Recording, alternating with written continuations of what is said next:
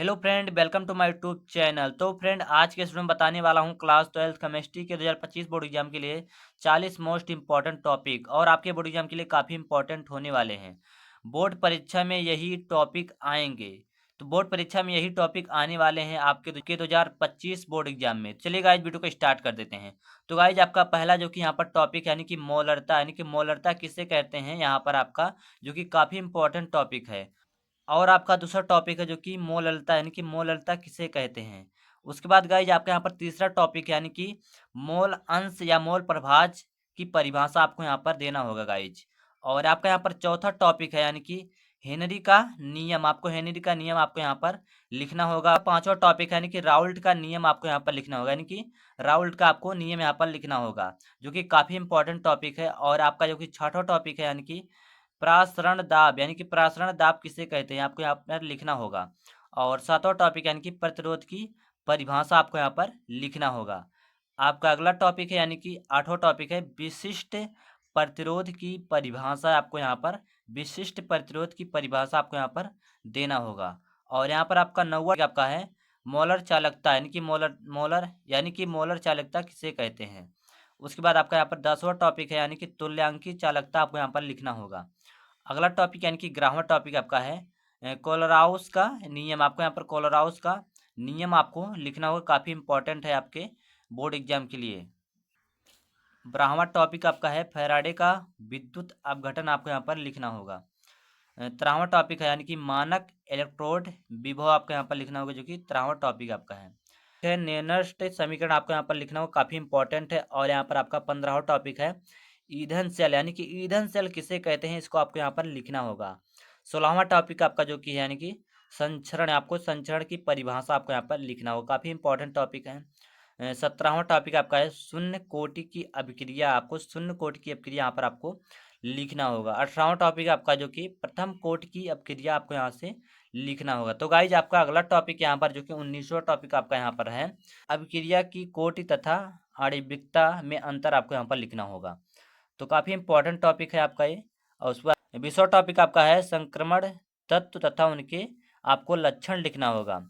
आंतरिक संक्रमण तथा उनके लक्षण आपको यहाँ पर लिखना होगा। उसके बाद आपका आपका 22वां टॉपिक है लेथेनाइड संकुचन, आपको यहाँ पर लिखना होगा। 23वां टॉपिक आपका है 23वां टॉपिक आपका है लिगेंड तथा लिगेंड के प्रकार, आपको यहाँ पर लिखना होगा। 24वां टॉपिक आपका है संयोजकता का वर्नर सिद्धांत, आपको यहाँ पर लिखना होगा। 25वां टॉपिक आपका है संयोजकता आबंध सिद्धांत, यानी कि VBT आपको यहाँ पर लिखना होगा, जो कि 4 नंबर का एक क्वेश्चन आपका बोर्ड एग्जाम पूछा जाता है। उसके बाद 26वां टॉपिक आपका है हेलो एल्केन तथा इनके रासायनिक गुण, आपको यहाँ पर लिखना होगा, काफ़ी इंपॉर्टेंट टॉपिक है। 27वां टॉपिक आपका है हेलो एरिन तथा इनके रासायनिक गुण, आपको यहाँ पर लिखना होगा, काफ़ी इंपॉर्टेंट टॉपिक है। तो आपका 28वां टॉपिक है यानी कि पाली हेलोजन यौगिक, आपको यहाँ पर लिखना, पाली हेलोजन यौगिक आपको लिखना होगा, 28वां टॉपिक आपका है। उसके बाद आपका अगला टॉपिक यानी कि क्लोरोफार्म बनाने की प्रयोगशाला विधि, आपको यहाँ पर लिखना होगा, जो कि आपका 30वां टॉपिक आपका है एल्कोहल तथा इनके रासायनिक गुण, आपको यहाँ पर लिखना होगा। तो अगला टॉपिक है ल्यूकोस परीक्षण, आपको यहाँ पर लिखना होगा। उसके बाद आपको जो कि 32वां टॉपिक आपका है फिनाल तथा इनके रासायनिक गुण, आपको यहाँ पर लिखना होगा, काफ़ी इंपॉर्टेंट टॉपिक है। उसके बाद आपका 33वां टॉपिक है यानी कि फिनाल बनाने की प्रयोगशाला विधि, आपको यहाँ पर लिखना होगा। 34वां टॉपिक आपका है यानी कि ईथर तथा इनके रासायनिक गुण, आपको यहाँ पर लिखना होगा। 35वां पॉइंट आपका है डाई एथिल एथर बनाने की प्रयोगशाला विधि, आपको यहाँ पर लिखना होगा। जो कि आपका यहाँ पर 36वां टॉपिक आपका है एल्डिहाइड तथा उनके क्या लिखना है रासायनिक गुण, आपको यहाँ पर लिखना होगा। 37वां टॉपिक आपका है कीटोन तथा इनके रासायनिक गुण, आपको यहाँ पर लिखना होगा। 38वां पॉइंट आपका जो कि यहाँ पर है एसीटोन बनाने की प्रयोगशाला विधि, आपका काफ़ी इंपॉर्टेंट यानी कि मोस्ट इंपॉर्टेंट एक टॉपिक है आपके बोर्ड एग्जाम के लिए। अब गाइज, आपका अगला पॉइंट है जो कि यहाँ पर जो कि 39वां आपका जो कि यहाँ पर है डीएनए तथा आरएनए में आपको अंतर लिखना होगा।